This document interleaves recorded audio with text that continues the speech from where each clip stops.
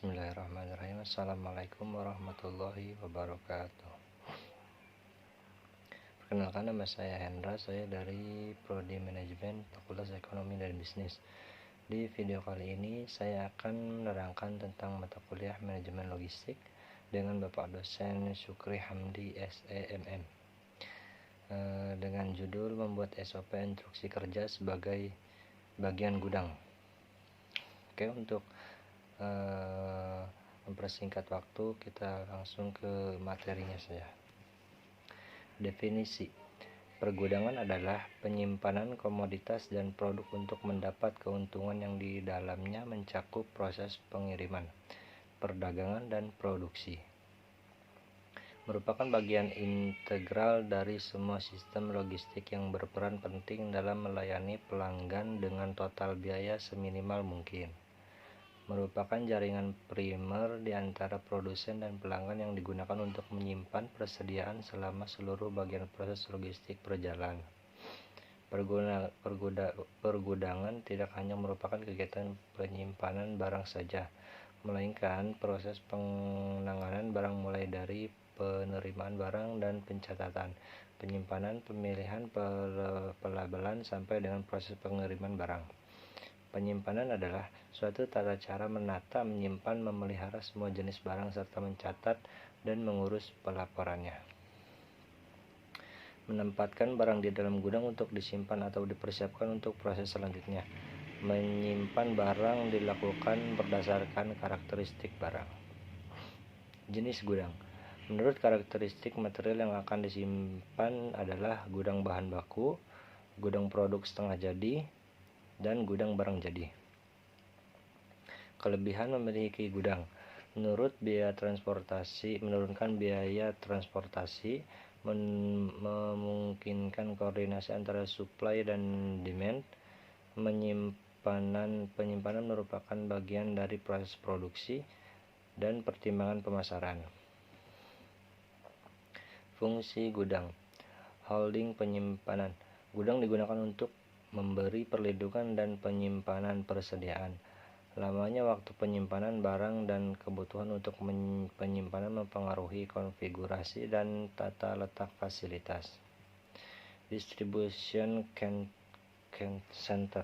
Gudang sebagai pusat distribusi digunakan sebagai tempat pengumpulan dan penyimpanan barang atau produk sementara waktu dari suatu lokasi, misalnya dari pabrik, untuk selanjutnya dikirim ke beberapa lokasi tujuan ketika dibutuhkan.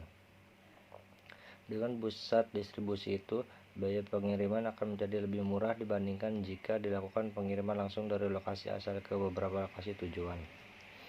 In-transit mixing. Gudang sebagai tempat in-transit mixing berfungsi sebagai tempat untuk mencampur, mengkombinasikan barang atau produk yang dikirim dari beberapa tempat asal, misalnya dari pabrik yang menghasilkan produk yang berbeda-beda, ke beberapa pelanggan dengan kebutuhan barang atau produk dengan kombinasi yang berbeda-beda. Tipe gudang. 1. Manufacturing plant warehouse adalah gudang yang ada di pabrik.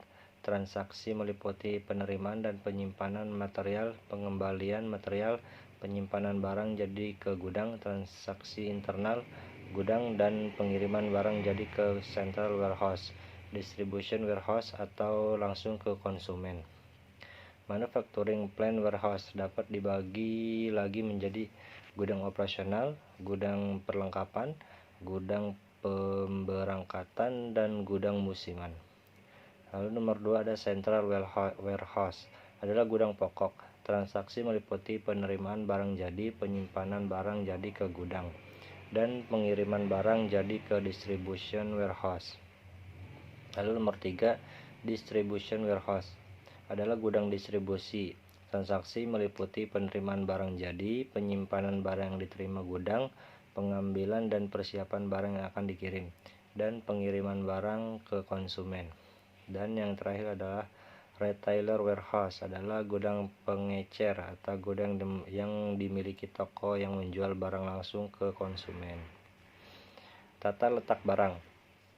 Tata letak barang dalam gudang merupakan suatu metode peletakan barang dalam gudang untuk mempermudah mempercepat dan meningkatkan efisiensi dari gudang tersebut dalam menampung barang maupun mengalirkan permintaan barang kepada pihak yang melakukan permintaan.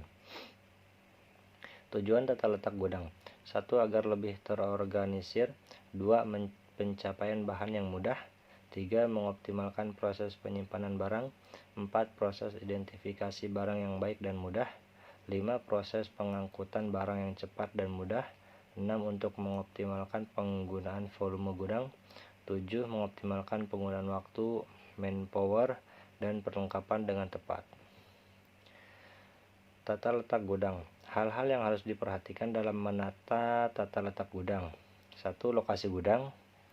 2. Mudahnya pencaharian. 3. Keamanan. 4. Kemudahan dalam mengambil. 5. Jangkauan. Jenis barang yang harus diperhatikan dalam penyimpanan. 1. Fast moving, yaitu barang yang disirkulasinya cepat, biasanya berupa barang-barang yang laku cepat atau yang sering dibutuhkan dalam produksi.